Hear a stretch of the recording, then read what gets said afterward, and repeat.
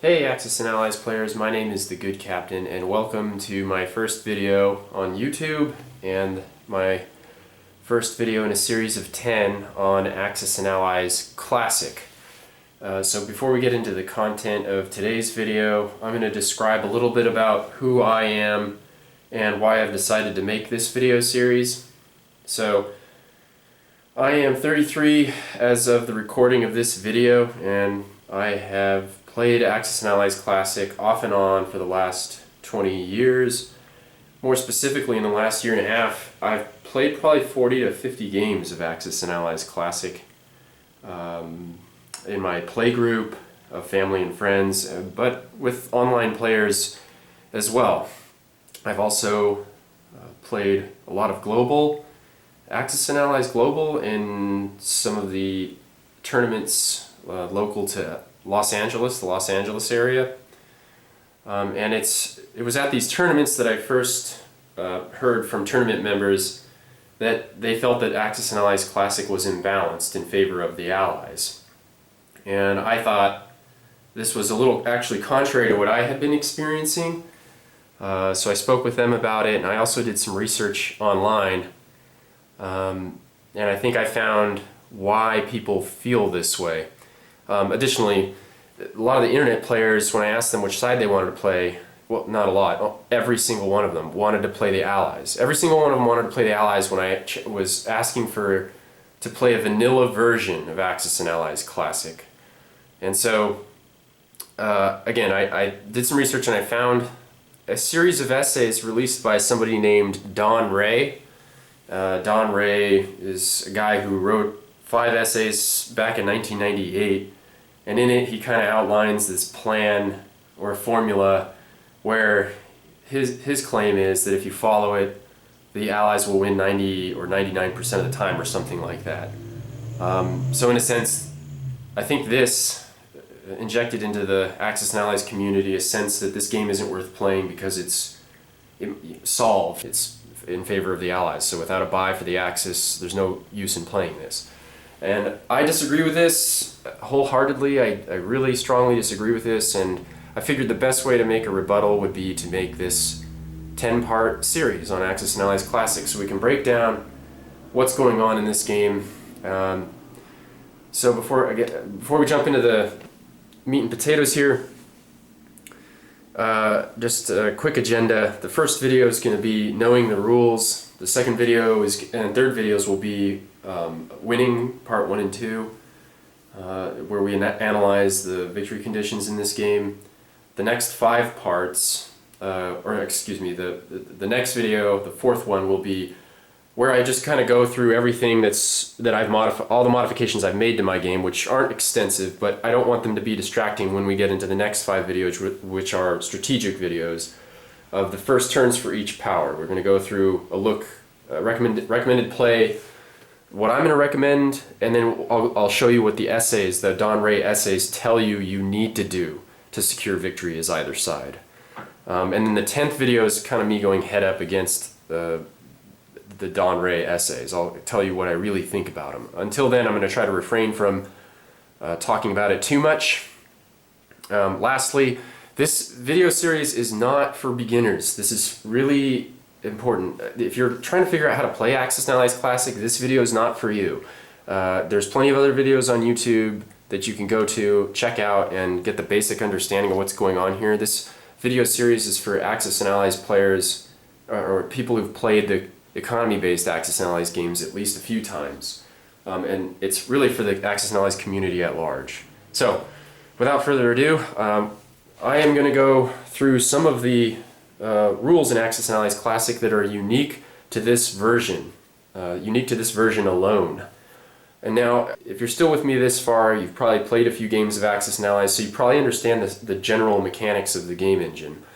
And these rules are going to be what we would have called in the Army ankle biters, or the little rules that can really ruin your day if you don't know them. Whether it's you or your opponent, if you don't know these things, they can really screw up a game. And so it's important to understand when playing a vanilla version of this game, it's important to understand these rules if you're going to critique it or criticize it. So The first, and what I consider very important rule in this game that sets it apart from others, is that there's actually a piece count limitation. This doesn't exist in any other version as far as I can tell, any other economy-based version. And to show you what I mean, I'm taking from the AxisAndAllies.org website the FAQ for Axis and Allies Classic, and I'm going to go ahead and link this in the description below. These are frequently asked questions that were answered by Larry Harris, the game designer, so I consider them gospel. So you can see here it says at the bottom of the first page, can I have more stacks of bombers or battleships or whatever than there are bomber pieces? And if so, how would I mark them? And then the answer is marking them isn't a problem because you can't have them in the first place. The number of playing pieces is a limit on how many forces can be in play. No one, for example, can have more than 3 bomber forces or more than 2 carrier groups. The only exception to this absolute limit is chips. This is kind of important too. Note that this applies throughout the entire turn. A stack of 6 bombers can't split up into more than 3 groups when they fly out to attack. So there are 15 infantry, 10 tanks, 10 fighters, 6 subs, 6 transports, 3 battleships, 2 carriers, and 3 bombers, and you can't exceed that limit without chipping something. This almost never comes up, and so the reason I wanted to tell you about this rule, it almost never comes up in terms of units available to your side. Where it matters is right over here, right here. These pieces are where this rule really makes a difference.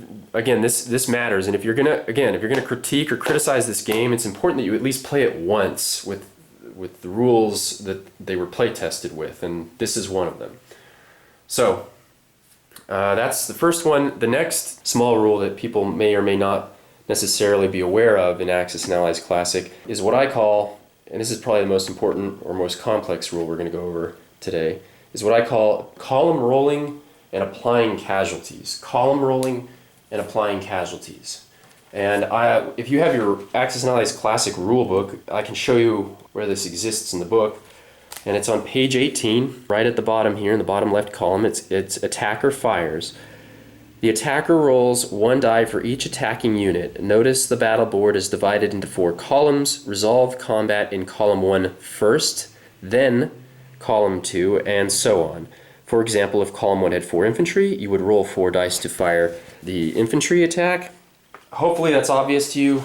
You're to roll for the first column and then apply the casualties before the defender gets to see what the results of the second, third, and fourth columns are. This is also backed up on page 25. There's examples of play in this version of Axis and Allies. About the second bullet down there is where the pertinent information is. I invite you to peruse this on your own. I'm not going to go read it to you here. But why does this matter? When would this ever come up, right? It doesn't really exist in future versions of the game. In fact, most of us are probably used to rolling different colored dice for the different attack values, or just even battle dice, where you throw everything and you can see immediately what got hit and what didn't in just one big roll.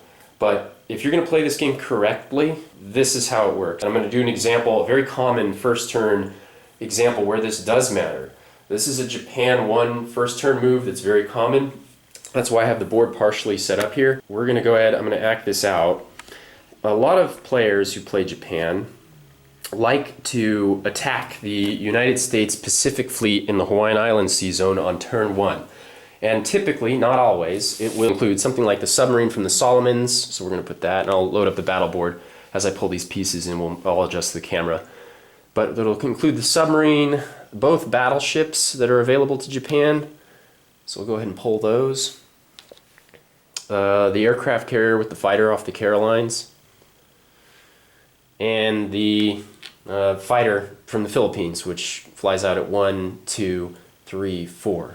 Okay, so that's a legal move. The carrier in the same sea zone makes it available for that fighter to land on the deck. So we'll pull the Americans, the carrier defending at 3, the fighter defending at 4, and the sub defending at 2.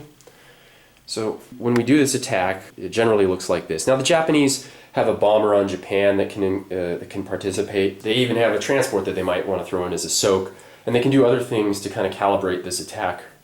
But generally speaking, it'll look something like this. And for purposes of this example, we're going to roll with this. So in column rolling, you would normally start with the lowest unit first and proceed to the the next lowest unit and move on up the food chain. But there's an exception to this rule. As most of you know, the submarine has a surprise strike ability. It's what it's called in this game, a surprise strike ability that allows it to shoot first. And before I go on, let me just very briefly clarify the submarine rules in this game. So submarines in this game attack on a 2 with a surprise strike and defend on a 2. They also have an ability of being able to withdraw in between rounds of combat, attacking submarines first from any sea zone from which it's